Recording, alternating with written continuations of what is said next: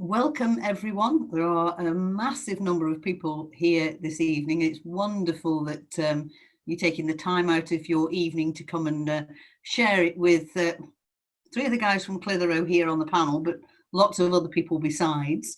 We really appreciate the fact that you're taking the time and that you're actually as enthusiastic about developing clubs as we are. So the first thing I'd like to do is just to give you a bit of context around this for about 2 minutes maximum and share with you who is actually here on the team from Motorsport UK.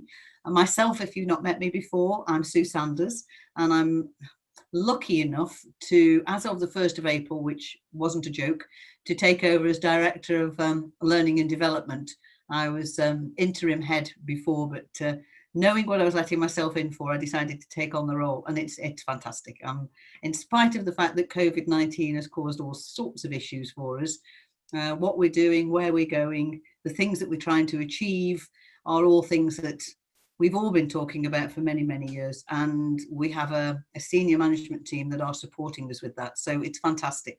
And we have a great group of people here to help us achieve that. And within the sport promotion team, with Ian Berry as head of sport promotion, lots of different tasks he's been involved in the past, but really getting very focused now on what we're doing with competitor pathway, what we're doing with club development, how we're trying to help members and marshals, and so much that we're trying to do to help deliver to you the things that you need help with. So Ian's got lots of plates that he's spinning or balls that he's juggling, whichever you care to mention.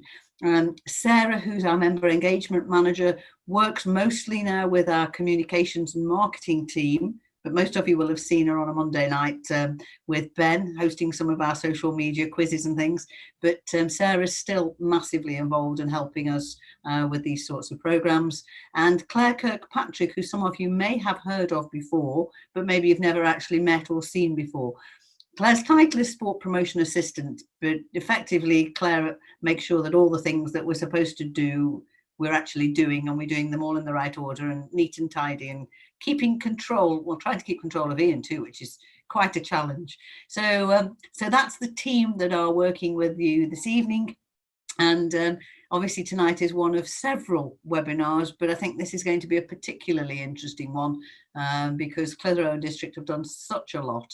And I certainly know that Chris, who Ian's going to introduce in a moment, he is one of those people that is constantly reminding us to do things, and we need people like Chris. It's so helpful when we're trying to achieve so much. Sometimes little things that slip through the hole are actually not little things at all. They're pretty significant. So we very much appreciate what Chris is doing. So I'm going to hand over to Ian, who will just explain who is on the panel.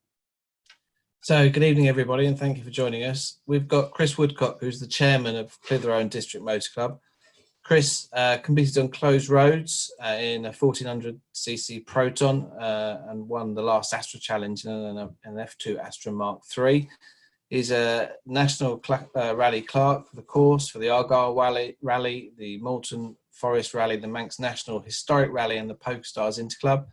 He's the chairman of the Association of Northern Car Clubs, scrutineer on race, rallies and hill climbs, and an RLO for Lancashire.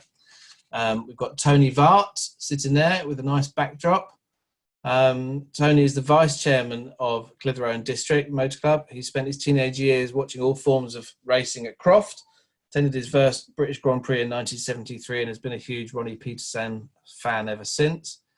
After visiting the RAC rally in the mid-70s, his interest in rallying began, and at age 18 he bought a 1600 Hillman Avenger. Do love an Avenger. And completed several road rallies. In 1980, he moved to the northeast and raced karts on and off for a number of years before family life took over. Tony joined Clitheroe District in 2013 and started as a co-driver in the popular ST34 Road Rally Series. And after realising his love for co-driving, he ended up in the gravel British Historic Rally Championship with David Hopkins in his 1600cc Sunbeam, as well as several road rallies in various cars. We've also got Sam Ambler. Sam started getting involved in motorsport around 2014 after watching a night event, the Illuminations Rally, which is no longer running in the Lake District. with his now driver. In 2016, Sam and his driver, which is Dan Sedgwick, took the leap, and one thing led to another with Clitheroe District, Scatters marshalling until 2008. They won the CDMC Run Rally, the Clitheroean. In 2019, they decided to take the next step and compete on the Mull for the first time, and it lived up to all expectations. I'm going to hand over to Sarah, who's going to kick off. So I'm just going to go through a quick run through. I'm sure you've all been on Zoom a million times now since March, but you've got the little panel across the bottom. There you should have the option to raise your hand. There's also the function to chat with us in our chat box, and then also, most importantly, there is the Q&A box. Claire is going to be manning the Q&A box for us tonight. So as we talk about different topics throughout the evening, if you have any questions for either the Motorsport UK team or any of the guys from Clitheroe, just write them in that box, and we can discuss them on air and give you some answers. So that is just in the bottom toolbar. Let's start off this evening by asking you a quick question. So a poll box should appear on your screen. We just want to know, at the moment, does your club have any ideas and plans to promote itself over the next 6 to 18 months? I know some clubs really like to plan ahead and have a rough idea of the direction they're going in and address certain issues. Others somewhat struggle with change with their ageing memberships. But it's interesting to see if any of you have a plan in place. So the most popular answer so far is to some degree. We've got 54% of you saying you have some kind of plan in place, or just wait for the last few answers to come in.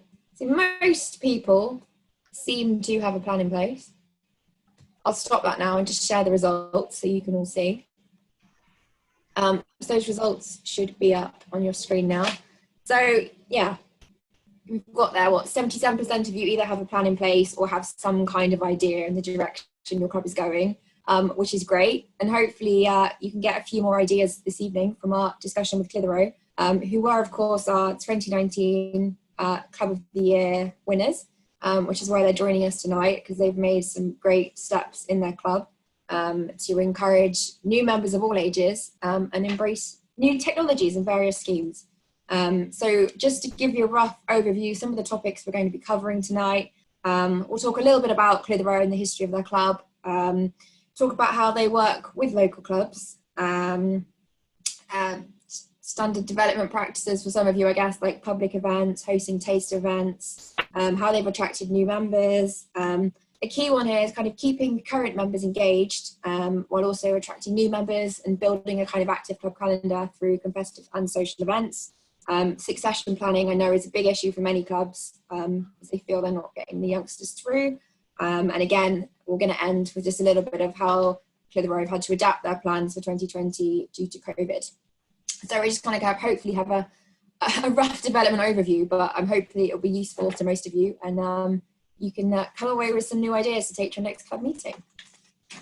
So to get started, Chris, as chairman, would you like to give everybody a quick overview of Clitheroe, a little bit of the history, and just introduce your club? So the club first existed between the two wars.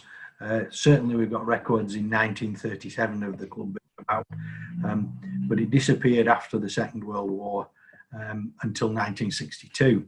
At that point, a group of people interested in road rallies got together, and they've been organising road rallies and many other kinds of motorsport since.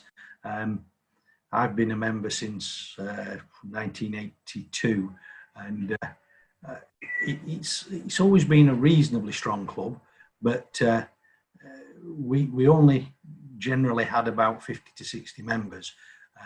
Now we're sort of up around the 150 to 180 members, and it really is just a tribute to getting the younger generation involved and empowering them to enjoy the sport. So that's basically where we're at as a club. Thank you for that. You mentioned rallying there. We'll go in with using that as a starting point. You're known as a club for working very closely with other clubs in the Northwest, for your regional association, and you've organised the Malton Forest stages as well, with amongst many other events. How do you think working with other local clubs and building a relationship there has helped your own club? Well, it's undoubtedly helped us. Working with other clubs, you can pick up things that they're doing that are positive. You can also sometimes pick up negatives. It's a challenge to deal with another club. Obviously, everybody's protecting their own club to a certain extent, but at the end of the day, if we don't work together, the requirements of running events now are such that there are very few clubs big enough to be able to do them on their own. It simply is the only way you can do it. And we've been involved with clubs all over the Northwest. We were involved with the Grisdale stages right from its beginning, up until the early 2000s. Again, we've been involved in the Malton Forest Rally for a long while. Many years ago, an awful lot of Clitheroe members were involved in Mull Rally, or the Tour of Mull as it was then.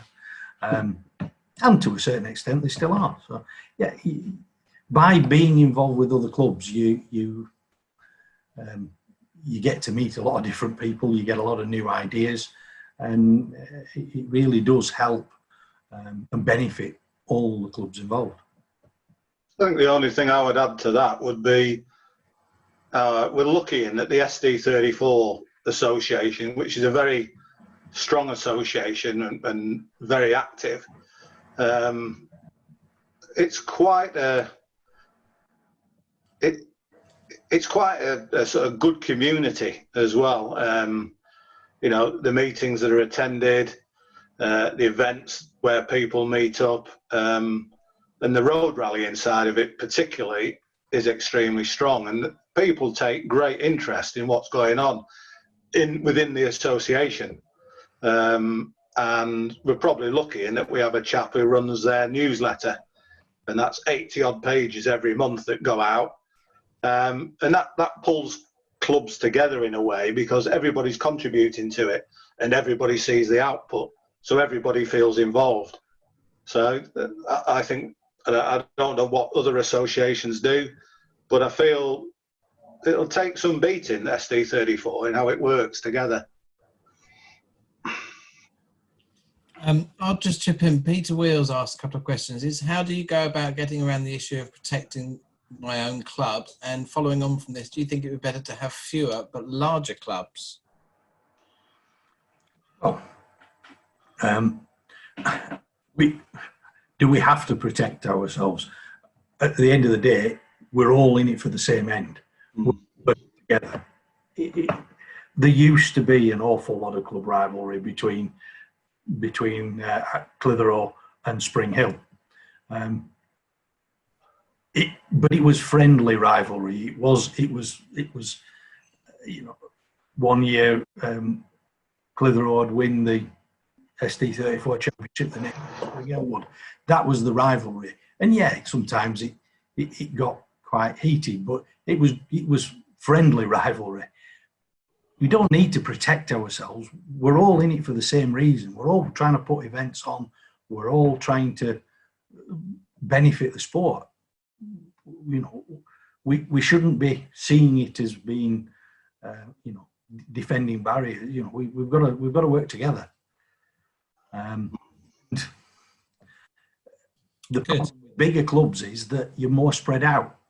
One of the things that we've always maintained over the years is every Tuesday night there is a meeting in one form or another.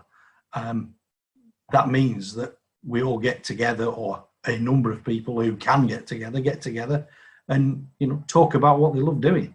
If you've got a lot of, if you're a bigger club covering a wider area, can you do that? I'm sure that a bigger club is a good thing. And I think as we move towards sort of closed roads events, I think the amount of work that you've got to do as an organising team is just physically beyond a single club. If you're putting on something like the Northwest Stages, extremely difficult. yeah, I mean, we've run a number of single venue events, but we've still had help, you know, where required from other clubs. But something like the Northwest Stages, I think if there's not many clubs, if any, could do that on their own, I don't think. Yeah, for sure. You know, with legislation and everything we've got to be compliant with nowadays, it's a massive undertaking. Good. I think that's covered that one. Sarah, you gonna? Yeah, there's a few people just writing things in the chat box as well. Just saying that David James said his experience has been that cooperation between clubs works at committee management level, but it's very difficult to get from the them and us rivalry. But yeah, I guess it depends on the clubs you have around you and relationships. And as Chris said, you know, it's all for the good of the sport. At the end of the day, we're all here because we love motorsport, and you know, you want to get more people into the sport and getting involved in events. I think some of the... Go on, Chris. No, go on, Tony. I think some of the, you know, when we've run the Clitheroe, which is, I feel, is one of the better northern events, navigational run at night, we have people from all the local clubs come into the rally forum, you know, the week after the running of that event.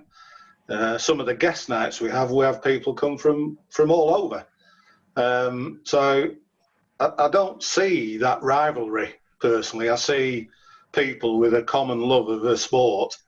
A lot of people are in a certain club purely because of geography. But in reality, we're all in the same boat. We all need younger people to keep the sport going. And yeah, we had Adam Morgan in, the British touring car driver, about 12 months ago, and our club was packed. And a lot of the younger element, they all know who he is, and it helps that he's a local lad to us. But we had a great night. But there was people there. There was even people that didn't, you know, weren't a member of the motor club, but they came as guests and they thoroughly enjoyed it. So you know, I don't. We're open to all on any club night. It doesn't really matter which club you belong to. We try and just be fully inclusive to motorsport people. I have to say, Tony, I think you're bang on there. As a young member coming in, when you go to Clitheroe, the main thing for a young member is it being accessible. And when Chris was saying about the Tuesday meetings and stuff, some clubs will only have a meeting once a month.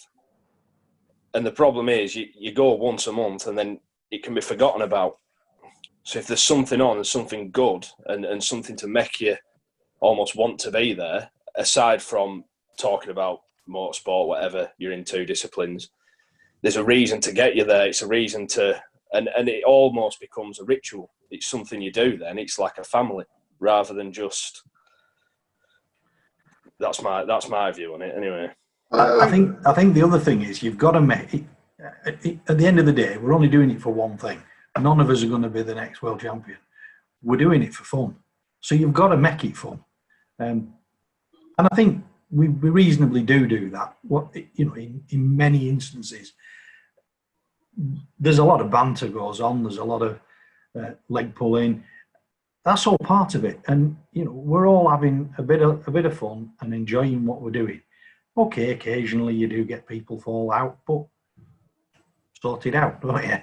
And maybe that's where the older end of the club come in, because they can just take people aside and just, you know, say, hang on a minute, maybe we shouldn't be just getting so carried away with things, and, you know, make people see that you've got to agree and get on and enjoy what you're doing, not keep harbouring a grudge. Sometimes there are grudges that go on for years and years and years between clubs. They're no use at all, are they? They're not doing anybody any good. Let's get over it and move on.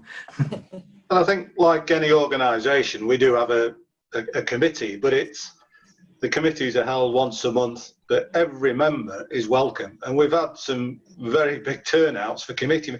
We don't encourage a sort of committee decides something in a room and then tells the membership what we're doing. Everybody is welcome to come. It makes running the committee meeting quite difficult with a big number, obviously. but it's, if you want to have your say, you're quite welcome to come. And some lads who are not on the committee have been coming regularly to the committee meetings, and it's not, we're all in it together. It's not them and us. So, you know, I think people feel, well, I can have a say in this club. It doesn't matter if Tony's that or Chris is that. I can have a say, and they'll listen.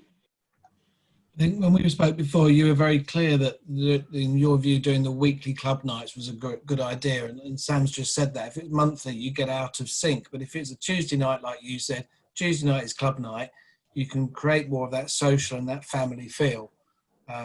Yeah, don't get me wrong. It's hard to think of something to do every week. You know, you've got one week's obviously the committee meeting. The other 3, you know, you've got to find stuff that people would encourage people to come.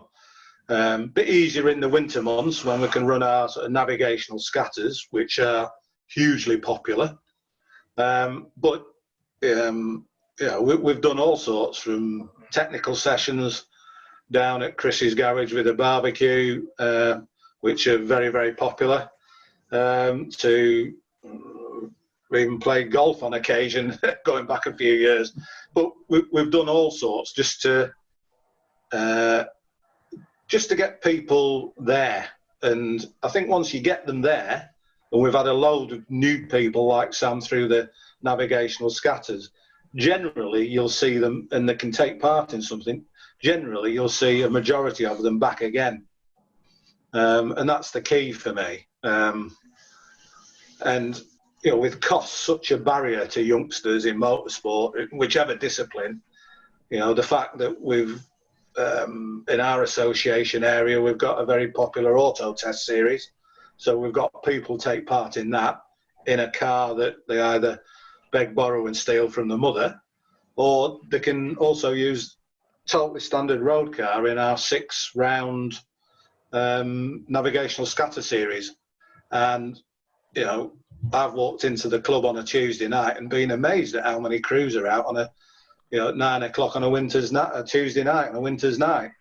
You know, you don't need any special license, you don't need any special car, and that's how Sam started. And for me, in our club, that's a massive draw to the younger element. They can take part in anything. It doesn't matter what it is, and it's not expensive. And I think that's how we've attracted in the last 2 or 3 years quite a chunk of our younger membership. You know, they take a couple of hours, it's good fun, and they keep coming back. And quite often they're beating the old hands. The other thing is when they come on the first night, when they come back and they've been lost and they've had all sorts of problems, somebody will sit down and talk to them and give them a bit of encouragement, explain how they could have done things better, talk about, you know, what they can do to be doing a bit better next time. Then all of a sudden it gives them the confidence to come back the next time, have another do and get a bit better. And then all of a sudden they're not finishing last, they're finishing 3rd or 4th from last, and very soon they're up there in the top of it. It's great to see it. It really is good fun to see. I mean, Sam's a great example of it. You know, you turned up with Dan and you didn't know anything about rallying, basically, Sam, did you? No, you're right, Tony. Yeah, I turned up. We came down, and I will always say there's a bit of a struggle, I suppose, at first. It's taking that jump, that risk. I don't know what it is, but I think as you're learning, you almost feel a bit scared of the unknown. But once we'd had a chat with quite a lot of the people down at Clitheroe, and everybody's got this feeling, oh, you know, get stuck in, you know, and like Tony and Chris have both said, you know, after the first time, show you where you've gone wrong, and sure enough, you can build on what you're doing, and with help and positive nature, you can really push forward and carry on and progress to wherever you want to get, really. And then as you finish this, if you get to the point where you think, right, you know, the scatters, I've got my navigation down to a T, and I really want to go with night events, you then also need that confidence boost from probably the older generation of the club that have been and seen it and done it, to just say, look, it's not as bad as what it actually seems from the outside. And all of a sudden, if rallying's a bit of a dream, all of a sudden you're doing what you always wanted to do, and you don't realise it's happening. Somebody said, Sam, what made you take that first jump? That's from Pete Wheel again. Was that from, I presume that's from Scatter's tonight events? No, he put that up slightly earlier than that, so it's probably made that first jump to go to a club night or get involved in the first place. So I guess what I'm asking is, what can clubs do to reach out to that younger audience to make it more attractive to them? Well, me personally, I found out from a couple of Clitheroe members that had been going for years previous.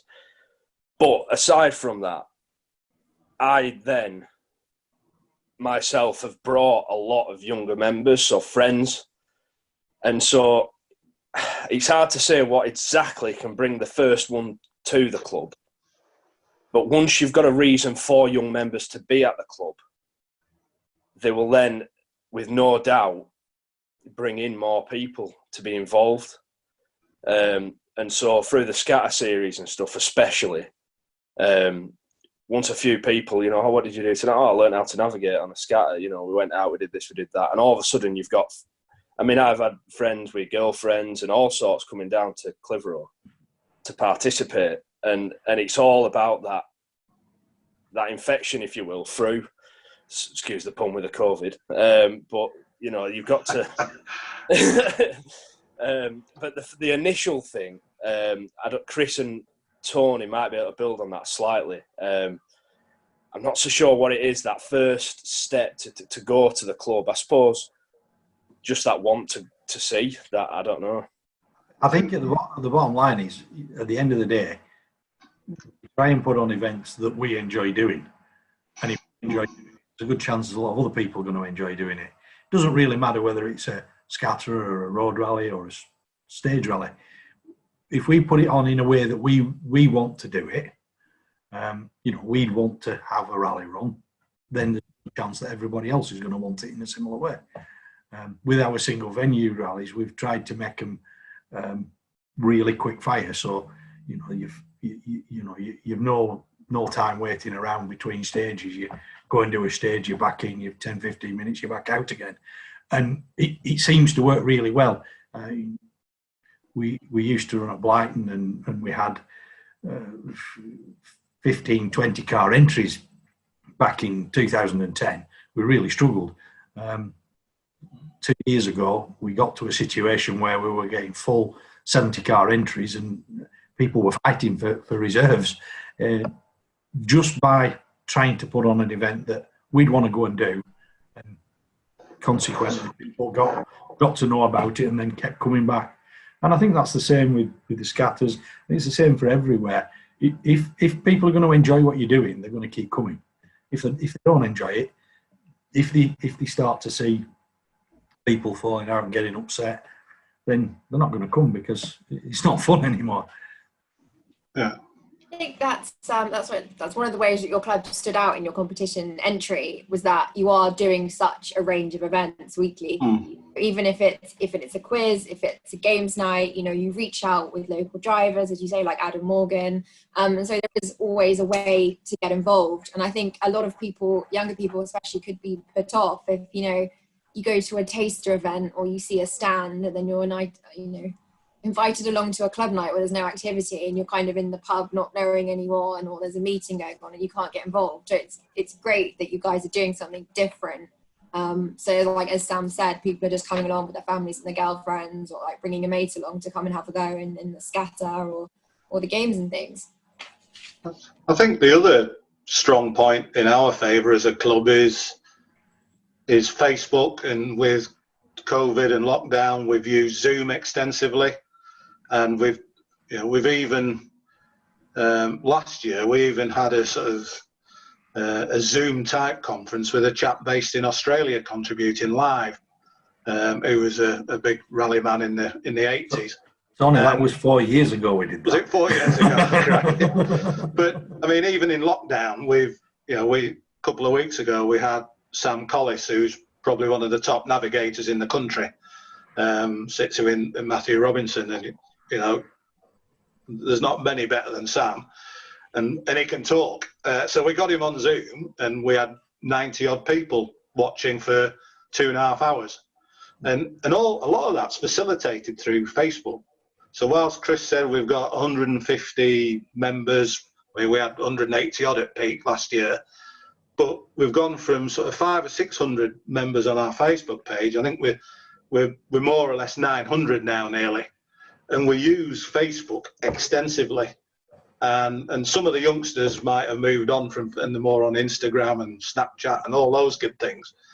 But Facebook has been really important for us as a club, as a communication tool, but it's also attractive. And when people can, you know, these Zoom sort of webinar type things that we've run in during lockdown, all those are still on the Facebook page. People can watch them when they want. So, and some of them have had, you know, you get 90 odd might watch it live, but the number of repeat viewings you get afterwards is massive. So some are up to 4,000 or 5,000. Yeah, they are, Chris. And I think if you're a car club looking to attract new people, if you don't have a social media presence, I don't see how you can do it. You need it. And we've put a lot of effort into what we do on that side of the club. And it's good fun as well. I mean, it's not all serious stuff. There's a lot of social stuff on it as well, but that helps. And you know, one of the other things that we started to do, which I think has brought a lot of people together, is have some social events. Yeah, we developed a plan of beer targers. and that's evolving quite amazingly. Yeah, I always end up retiring on those. I never get to the finish. I wanted to ask your experience of using modern channels to communicate, like Facebook and Twitter and Instagram, and I know you do a YouTube thing as well. We do. Your experiences rubbed off on other local clubs who've thought, you know what, we'll do that as well, because it clearly works? Some have done it. I don't think in our area the clubs utilise it anywhere near like we do. And there's one club in the area actually made their Facebook page close to club members only, which for me, I thought that was a bit of a spectacular own goal, and I hope they don't mind me saying that. But you know, ours is it's a public page, so anybody can see it. You can apply to be a member of it and take part. And I think you just look at the number of posts every week. I mean, it's the only thing we have done is we've made it a member only post, so that you don't get people coming on and wanting to advertise the businesses. Yeah, do that. That's not what it's about, and we will, you know, ask them to stop. But if they don't stop, then we'll remove them. But that's purely because it's about the club and, you know, communicating what's going on and what we want to talk about, not promoting somebody's business. There's lots of other places on Facebook where you can do that. Yeah. I will say as well, Tony, I just don't want to jump in. For the Facebook page, you put all the events up that we do, the scatters, night events that are happening, stuff like for marshalling. And I've seen from the outside, not from the inside really, that you're marshalling to get your marshals up, etc., within the club, to have that advertised on Facebook. The amount of people that see it when you're getting 900, when you've got 900 members that see it, and 900 members pass that on for your marshalling and stuff. It really spreads the word quite quickly. Yeah, and it's so quick and it's instant. So both in pre-event and post-event. And anything the committee says that we need to push out to the membership, it can be done in a couple of minutes, and everybody's aware of it.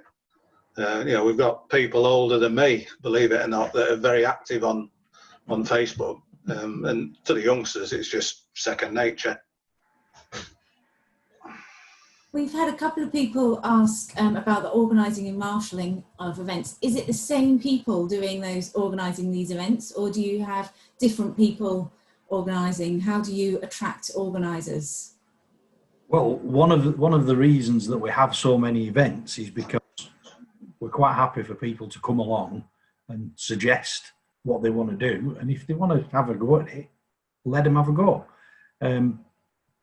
Yeah, all right, they're not going to be the best organizer in the world straight away, but that doesn't matter. They've got to start somewhere, and it's if people have got a bit of an inkling to go and do it, let them have a do and help them and support them to do it. And that's happened with certainly our second road rally. It's even happened with the Targa rally that we're looking at running, or that we are running in September. That was an idea that came from just a member who had done a couple of events and wanted to be involved with one. So he brought people who were interested in it to the committee. We helped them get it off the ground, and here we are running an event. That's how you do it. It's no good putting barriers in people's way. You've got to encourage people to try and get involved.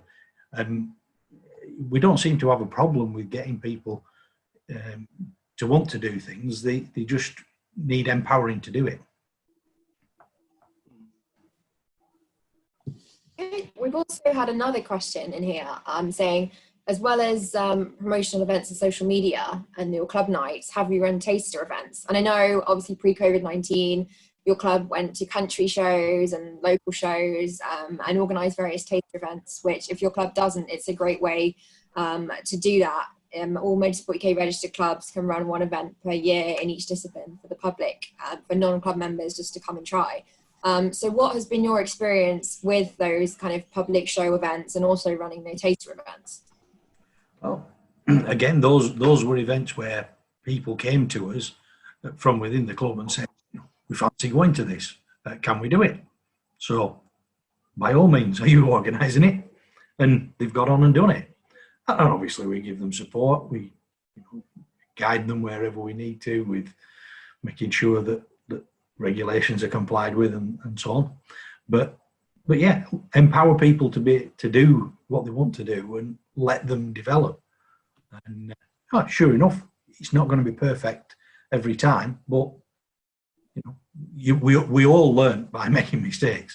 So let them have a do. And I mean, even Sam's organised scatters, and he keeps telling us he's not very good at it, but they are getting better.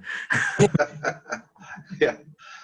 Hopefully they'll improve with a bit of experience. Yeah, the sort of shows where they're not taster events, but where we have a presence. I mean, we have a big sort of push-up gazebo thing, and we've had up to 10 cars at the Pendle Powerfest, which is a motorsport orientated event in Burnley, and there's always a lot of interest.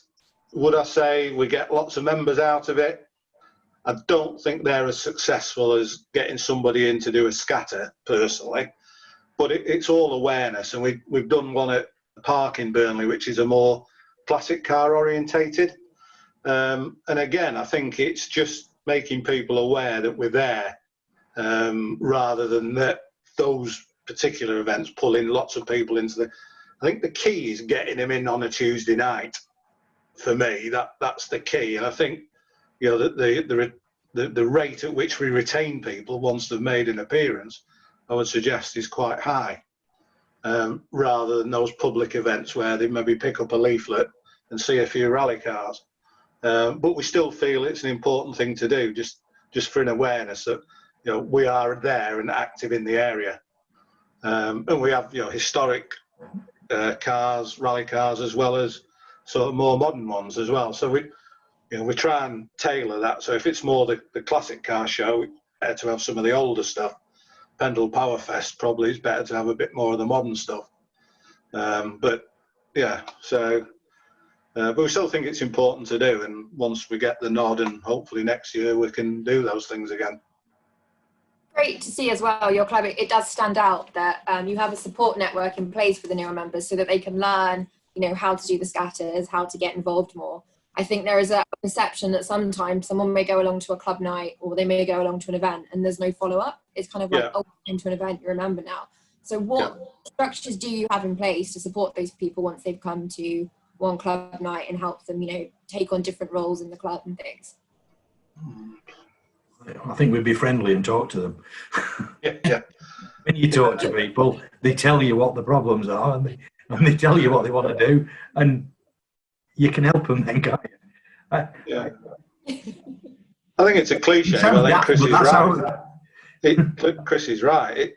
You know, it's not, you don't want somebody coming in and say, well, I daren't talk to him, he's the club chairman. But first 10 minutes, you're quite welcome to talk to any of us, and we'll try and go out of our way to make sure that people feel welcome. And you know, I've sat in other clubs and you've walked in and nobody's talked to you, and you might only know one person, and you feel you don't go back too often if that's the kind of atmosphere. You know, it is fun, and people in other clubs might listen to that and think that's a bit of a cliche, but it is. But it does work. You know, really. And I don't think really we have a structure for. No. We don't. If somebody sees somebody sat on their own looking miserable, they'll go and talk to them, and you know, share a bit of information. You know, ask them what they want to do. It's not just one person or one group. It's not just the committee. It's everybody makes people feel welcome, and I think that it goes a long way to making people feel that they want to come back. It does sound to me that the social, the club being a social organisation, and then motorsport is what you produce from that social side. It does seem that that's one of the key reasons for making the club a success. Sorry, Sarah, I butted in. No, it's all right. So we've had a question from Andy who says, do you as a club find it more difficult to get entries or marshals and volunteers for events? And does it vary on what kind of events you're hosting?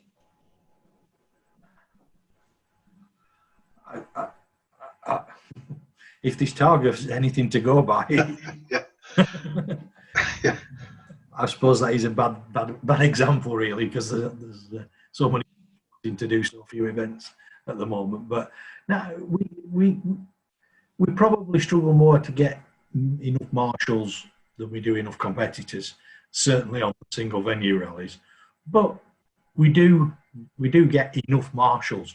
I mean, one of the things on the single venue events that we always do is, you know, when the marshals arrive in the morning, they get a breakfast and a brew. We have a break at lunchtime where they come off the track, have something to eat, and again, hot drink before they go back out. If you don't look after them, then they're not going to keep coming back.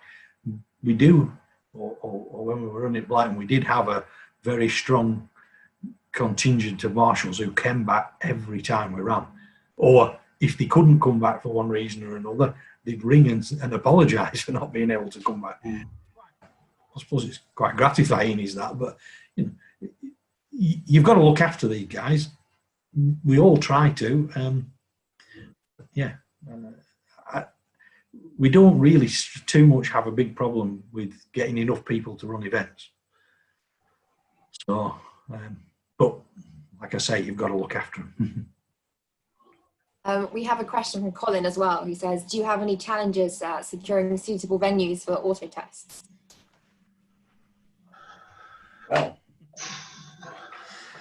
I think I have a view on this, which might not necessarily be a club view, but sometimes people get hung up on what is a suitable venue for an auto test. Why can't you run an auto test on a field or a little car park?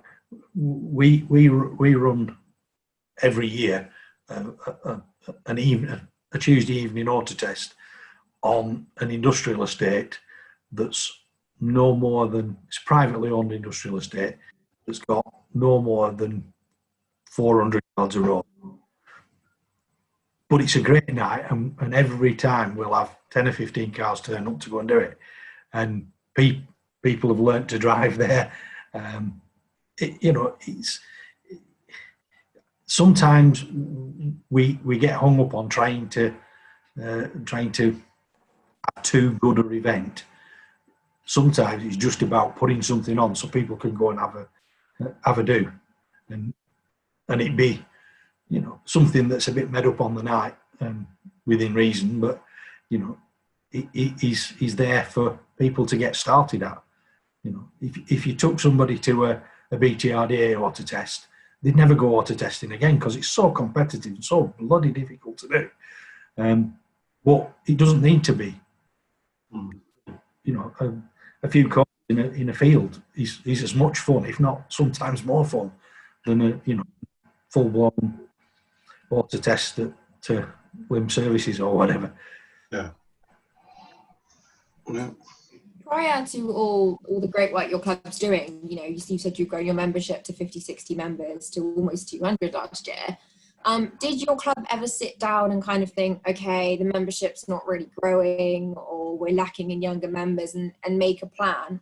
Or was it certain members of the team that kind of brought the ideas forward? Was there a certain point where you kind of sat down and addressed the issues and thought about, sustaining the future of your club? We had a second a car parts salesman who was membership secretary, and we just kept giving him targets. And if he didn't hit his targets, he had to buy beer at committee meetings. No. But we have a standing agenda item, the way forward, every month, and since I've been involved, most months we talk about what can we do with the younger element, and some months we have one or two really good ideas, and other months we don't. It's not. It is quite hard work to keep thinking of new things that we could do, but we're very conscious that it's always on the agenda. It's not something we do once a year. We do it every month if we can. And I think all car clubs must have the same issue. It's where do we get this pull through of youngsters when costs against you in whatever discipline it is. You don't have your own clubhouse, do you? No. No, we just meet in one of the villages just outside Clitheroe, their village club. So, yeah.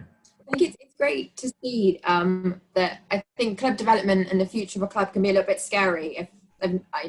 Maybe some of the smaller clubs have never thought about it before, but that's a great way of breaking it down month by month. Just have it on your agenda and think, what can we do next month? What can we do this month? Just to kind of grow the membership.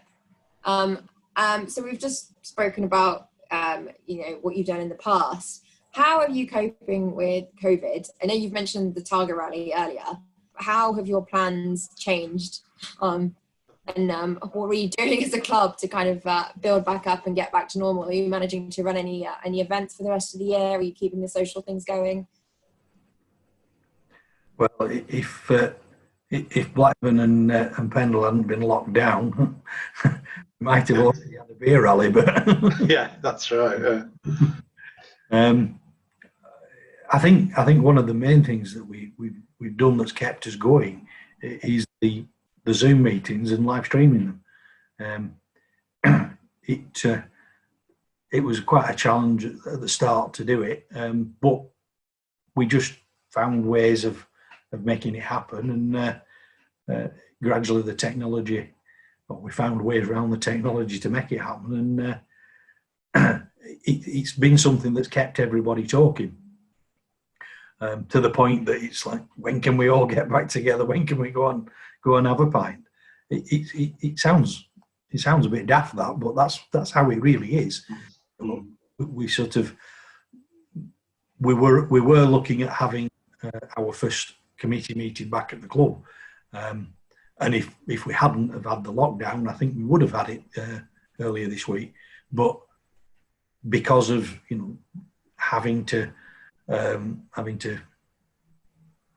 not social distance, but not being able to meet two people, two different families in the same house, we didn't think it was appropriate for 15 or 20 of us to all meet together in one room.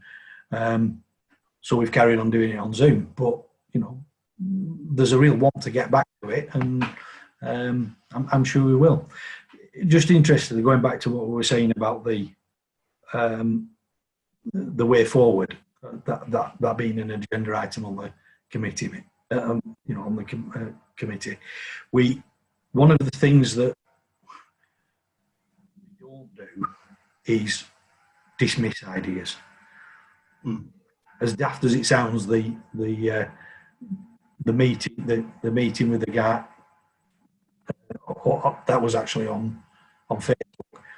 That came as an idea of somebody who couldn't make it to some of the meetings because of family situation. So he wanted to be able to join in, and he threw it in as a bit of a daft idea that he didn't think was really possible. And all of a sudden, people threw ideas at it, and it became a real thing that we could actually do. And we not only did we have one meeting there, we carried on recording when we had a good guest speaker. We recorded the meeting and streamed it on Facebook, so people who couldn't make it could catch up on it and didn't necessarily. And that literally went all over the world. Even former members from 30 years ago who are living in South Africa and America are sending us messages saying they feel they're still involved with the club because they can see what's going on. Can I just ask a question? Because it seems to me that it's about fun and friendliness and being focused. So kind of summarising the kind of things that you're saying. But are you finding typically that you get individuals that are coming? Are you getting families that are coming? What's the mix of young people, females, males? I mean, how is that all coming together? So big question, sorry. Yeah, lots of things there. We do have families. We do have people bring the girlfriends or the boyfriends. Some of them bring other people's girlfriends or boyfriends. Don't tell them that, Chris. We have a good mix. We do have a good mix, and we also try and have a couple of nights every year where the kids can be involved as well, the younger end. Particularly try and do that around the school holidays, although that's all a bit out the window this year. Just so that they can be involved, because they're the future members as well, and quite a lot of them have come through to start being involved in events and competing themselves. It seems to me that it's one of those things that certain disciplines and lend itself more easily to that sort of social environment. Things like trialing, for example, it's a real family affair, where a multi-venue rally, it's less easy to be that way, but still possible. And so it was just curious for the sort of events that you run, that in my mind that would be a good option for you. But even at the single venues, we've had several club members' children who've come along and have grown up with the rallies and are now taking on key roles in the rally. Even to being entry secretary overall of the event, and and they've been running time control since they were sort of younger than I probably should tell you, Sue. It's. We've got one lad that, Sam's sort of done very, very well. We've got another lad who, his father had done a bit of rallying when he was young, and they actually live up Morecambe Way, so it's a fair trek on a Tuesday night, but he came down as a 15, 16-year-old and started to do a couple of the scatters as a navigator. And at last year's Roger Albert Clark, he got a team that was being run by a semi-professional team. He got his driver to the finish of the Roger Albert Clark, and he's only been driving 12 months. But that the progression, and he came down, and his girlfriend's done some of the scatters as well. So it was a real family affair. That he's progressed massively, and now he wants to do a bit of the organising, and he's really, really keen, and we want to try and give him that responsibility and help him to achieve that. As Chris says, we're not saying you don't know enough not to. Step up to the plate, and we'll support you, and you'll learn as you go. So, and he's done that within probably just a bit over a couple of years, to be honest. He's progressed at that kind of rate. One of the questions real success story. One of the questions we've got is, what is the most popular type of event you run for new members? Interesting question. For new members, well, it depends what they want to do. We get people who turn up and they want to go stage rallying. They want to do. We even had one lad who wanted to go rally crossing. Had a member who does a bit of rally cross, so we pointed him in his direction. Off and bought himself a car, and I think 2 years ago he was competing in BTRDA rallycross. He still turns up now and again as well. Different people want different things. You can't. There isn't a one thing fits all. You just you just try and support people, or point them in the direction of where they want to go. I think in my time, Chris, for me, the youngsters, the most I've seen do the first time they do something like a scatter, I think that's been massively influential in our younger membership. Hugely successful. But then if you think about it, we've had three or four juniors that have gone into junior 1000, and then have all progressed on to doing national events. BTO or Tommy Meadows. So Jack Hartley, Jack Swinscoe, and they're all still out there competing. So they're going in at quite a bit higher level than just the scatters. Although Jack's done a couple of scatters as well. They're at all levels. They're all still there. But I think they feel that they've got something that interests them on most months. It's not once a month and nothing's happening. They see Clitheroe as a very active club, and so in my view, quite a lot of them tend to gravitate to us. And what percentage of your members are actually active, participating in your events, would you say? Go on, Tony, I'll let you do that one. I would say, if you took the total membership, say it was 150, I would say it's well over 100. On different things. Chris might have a different view, but I think it's an incredibly active membership. They're actually either probably more than that. I was going to say, I think it probably is more than that. Yeah. With all the different things that we different do. Disciplines. Yeah. It's not just one or two. We even have quite an active bunch of marshals as well. Yeah. 2 or 3 guys who just want to go out on road rallies, and they'll drive the length of the country to go and marshal on a road rally. Yeah, Jez does. Yeah, he does. And then we've got Last of the Summer Wine who go out to the Isle of Man. yeah, that's 3 old blokes, and he's including me in that. But again, that's 3 or 4 of it. We have quite a strong link with the Isle of Man contingent, and it's a great weekend socially, even if you're just marshalling. It's fantastic. And I've really enjoyed it. And it got me into, I'll do an event in the Isle of Man, and been lucky enough to do a couple. Fantastic. Absolutely fantastic. But yeah, it's you've got to be active in it, and it's hard work, as we've said, doing something every week, but you've got to keep at it. And I think that regular drumbeat is attractive in itself to people. There's something to do or listen to, or go and talk to people about, or there's a fun event I can do. I can take part is the key, I think. So when you have people approach you and say, oh, I want to go hill climbing, I want to go rallying, do you have a kind of vague budding up system in the club where you'll say, talk to so-and-so, he'll show you the ropes? Yeah, I think we sort of,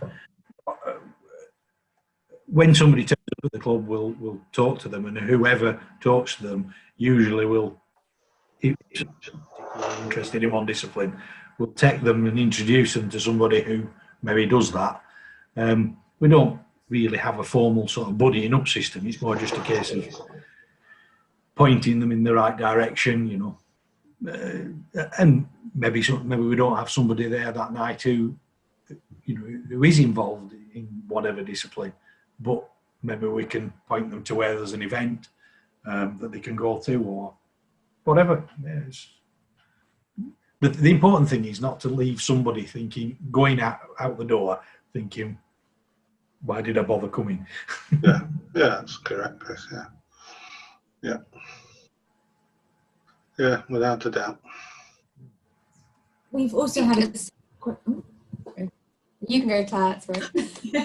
well, we've also had a question about Targa rallies and how you find suitable venues. It seems to be a problem for some clubs. How do we? Well, it's literally by throwing it open to everybody who was interested in the Targas, and have you got any ideas of where we can use? And I think we narrowed it down from about 20 locations we could have used to, I think, 11 reasonably good ones that fitted and worked within the route. It's like anything else. If you set your sights too high, then you're going to struggle. But you've got to make the best of what's available to you. And yeah, it's not been massively difficult. Some of the venues we're using have been used by classic trials and other events. Some of them are club members on ground or property. But yeah, it's not been too difficult to find them. The important thing is to actually look at what you've got, what's available to you, and make the best of it. Yeah.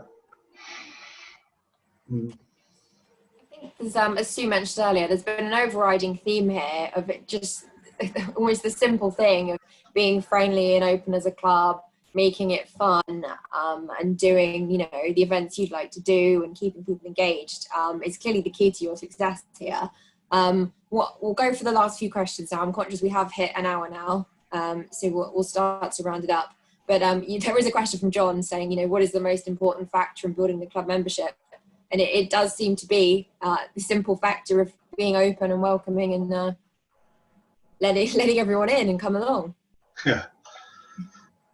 Yeah, I think it's in all walks of life. If you go to an event, you don't enjoy it, you won't come back, will you? So you won't go back. So it's... I don't know, Dan Barrett still keeps going to watch Burnley. Well, you can see a doctor for that, can't he? So sure you can take a tablet for that. But I think the guest nights are quite powerful. If you look over the course of a year, we've had some older guests who rallied years ago. We always get a big turnout. Adam Morgan, we've had Ian Grinrod, who was obviously a WRC level, very, very popular co-driver. And we've had local heroes, real characters. And we try and it's not a dry sort of forum. It's they can say whatever they want, and Chris usually does the interviewing, and we buy them a few beers, and it's just an enjoyable night. All of them generally are enjoyable. Some are more enjoyable than others, but as you'll always get that. But I think everybody goes away thinking, well, that was a really good night, and it was quite fun. So I think guest nights are quite a draw for people that maybe are hovering on the edges of getting involved or not. In my view, I think they're quite a powerful draw. Yeah. With technology now, you can do it from anywhere in the world. If you know somebody in Australia, you could do one of these. Definitely. One last question before we do our final poll. Pete Wheel again has said, is there one person in the club who manages your social media content, or do you have more of a team? It's obviously, you're very active as a club on Facebook, as you said. How do you manage that? Well, we have a few people who are administrators of the Facebook page. Well, not just the Facebook page, because we have all the rest of them as well. I try not to get involved in it too much because I find it takes so much time out of my life. And but yeah, we have, in short, we have a team who do it, who look after it. It's not just one person, because at the end of the day, one person can't look after it all the time. And I think that's a key thing that that goes on through the club. It's not just relying on one person. There's lots of people are all covering everybody else. Making if something hasn't been publicised, somebody will mention it. Maybe it just wants a bit of a push or whatever. So we all try and do a little bit to keep things moving along, and I think that same happens in the social media side. You've got to, because at the end of the day, one person can't. It can't be just one person's views and one person pushing it all the time. Mm-hmm. No. So thank you very much, guys. I think it's been really interesting. We could probably carry on talking for hours and hours about all the different things you've been doing. I'm going to launch the second poll to everybody watching at home. Just to say, having listened to this evening and all the things going on, has this given you any ideas to take away and potentially action within your club to take forward to your community? The danger is they say they know less now than they did when it started. You beat me to it, Tony. Yeah. So far, so good.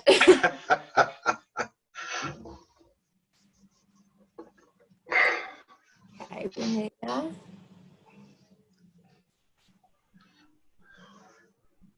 So at the moment, we've got 57% of people there saying yes, they've learned something from tonight they'd like to take forward, and they've got ideas, and the other 42% are saying to some degree. So yeah, that's 98% of people there saying that they've learned something and they're going to take it forward. And hopefully, we may see lots of nice little events and social activities popping up now. And I think scatters are the new trend here. Oh, yeah, good fun. Yeah, it's been great, really interesting. We've still got 61 participants, so they've stayed with us through that. Thank you very much, guys, for your time, and thank you for Sarah and Claire and Sue. Is there anything you want to finish off to round up? Thank you to the three of you for representing the club and sharing your views in such a chilled out way, especially you, Sam. I love it. You want to see him when he's navigating. We have more chilled out stuff, but I mean, to me, the big stuff is it's fun, it's focused, it's friendly, but really it's continuous. Yes. It don't ever stop. If you decided you're doing it on a Tuesday, keep on. Don't just suddenly not do it one night because people will feel let down by it. Yeah. Like any good plan, you've got to just keep on following it through. And the enthusiasm that we can all get from where you are and what you're saying and what you're doing. To me, a lot of this is about real grassroots motorsport, putting on what you can, where you can. I remember running the daftest, smallest auto test in the world on a car park that was something like 20 by 30. And you can still do it, even if that's what you happen to have. It'll park 30 cars and you can still run an auto test. Very slow, albeit, but it's still competitive. So, yeah, I think some really sensible, good, best practice. lots and lots of good ideas. And if you're not sure what a scatter rally is, we're putting lots of how-to guides up on the website on how to do these things. Essentially, it's a whole series of navigational points, and you've got to find the shortest route through them. Kind of. Yeah. Well, that's That's kind of it too. Yeah. Right, very good. It's one of the early ways that most people start. It gives you great navigational skills. So thank you all, and especially as well, thank you to Claire and Ian and Sarah. Because I don't know if you know this, they don't get any time off for doing this. They just do it because they're daft and lovely. So thanks to them too. Thank you for the invite. Thank you. Thank you. Thanks. I hope everybody finds it useful. Yeah. Yes, thanks, Tony. Thanks, Sam. Thank you. Cheers. Good. Bye-bye.